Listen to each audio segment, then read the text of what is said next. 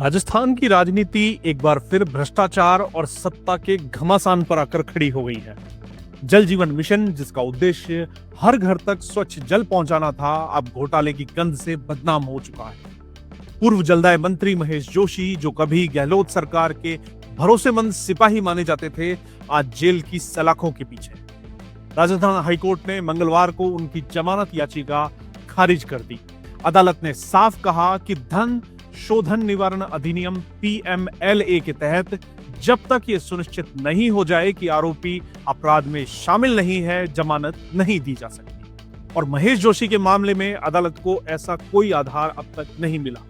यह फैसला केवल एक कानूनी आदेश नहीं, बल्कि गहलोत सरकार की उस कार्यशैली की पोल खोलता है जो विकास योजनाओं को पानी की पाइपलाइन से ज्यादा रुपयों की पाइपलाइन में बदल देती थी। ईडी ने महेश जोशी को 24 अगस्त 2024 को गिरफ्तार किया था। उन पर आरोप है कि जल जीवन मिशन में टेंडर प्रक्रिया को तोड़ मरोड़ कर रिश्वत ली गई और इसके जरिए धन शोधन किया गया।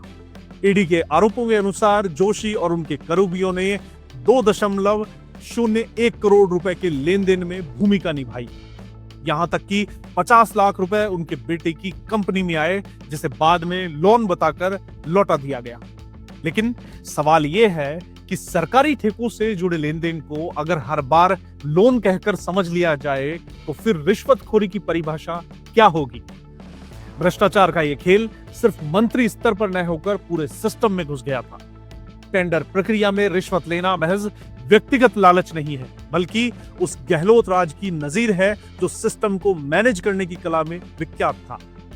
महेश जोशी की ओर से वरिष्ठ अधिवक्ता विवेक राज बाजवा ने दलील दी कि उनके मुवक्किल और राजनीतिक दबाव में फंसाया गया है।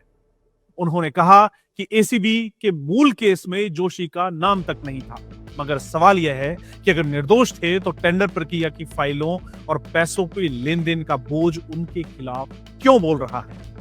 राजस्थान की जनता यह भलीभांति समझती है कि राजनीतिक शिकार की आड़ में अधिकांश नेता खुद को बेदाग साबित करने की कोशिश करते हैं। मगर यदि 50 लाख रुपए की एंट्री बेटे की कंपनी में की जा चुकी है, तो यह महज साधारण संयोग नहीं हो सकता है। भ्रष्टाचार का शिकारी वही कहलाएगा जिसे अदालत से क्लीन चिट मिले। फिलहाल तो जोशी शिकारी नहीं, किरदार के तौर पर आरोपी हैं। महेश जोशी का केस महज एक इंडिविजुअल स्कैंडल नहीं है, यह उस गहलोत सरकार की कार्य संस्कृति को उजागर करता है, जिसकी पहचान लगातार भर्ती घोटालों, पेपर लीक कांड और टेंडर धांधलियों में थी। गहलोत राज में विकास योजनाएं कागजों पर दौड़ती रही, लेकिन उनकी असल गति जेबों तक सीमित रही। जल जीवन मिशन का सपना हर घर तक पाइपलाइन वास्तव में हर मंत्री के खाते तक नोटों की पाइपलाइन बनकर रह गया। जनता के पैसे पर पानी फेरने वाले ये नेता अब अदालतों में हाथ जोड़कर सफाई देने को मजबूर है। मगर सफाई चाहे कितनी भी दी जाए, गंध इतनी तीखी है कि गहलोत सरकार की छवि को धोना आसान नहीं होगा। महेश जोशी ने जमानत मांगी, उसे ठुकरा दिया गया। लेकिन असल सवाल यह है कि जनता को जवाब कब मिलेगा? क्या जल जीवन मिशन में लगी ये मलाईदार रकम वापस जनता के विकास में खर्च होगी, या फिर जैसे बाकी घोटालों में होता आया है, यहां भी फाइलों में दबी सच्चाई धीरे धीरे ठंडी पड़ जाएगी? अदालतों का आदेश हमें यह जरूर याद दिलाता है कि कानून के सामने कोई भी नेता कितना भी बड़ा क्यों ना हो, अंततः आरोपी है तो आरोपी की तरह पेश होगा।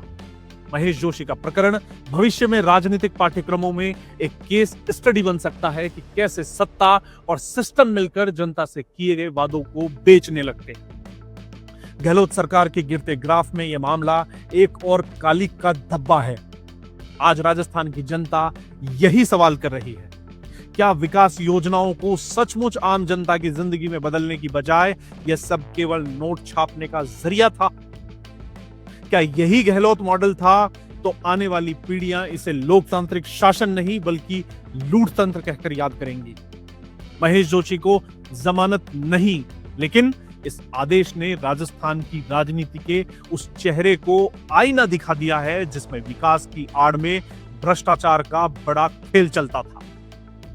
अदालत ने साफ कर दिया है कि अपराध की गंध इतनी आसानी से नहीं धोई जा सकती।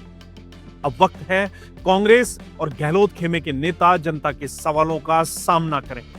क्योंकि अगर योजनाएं सिर्फ नेताओं के बैंक खातों तक सीमित होंगी तो जनता का विश्वास किसी भी पार्टी या नेता में टिकने वाला नहीं है।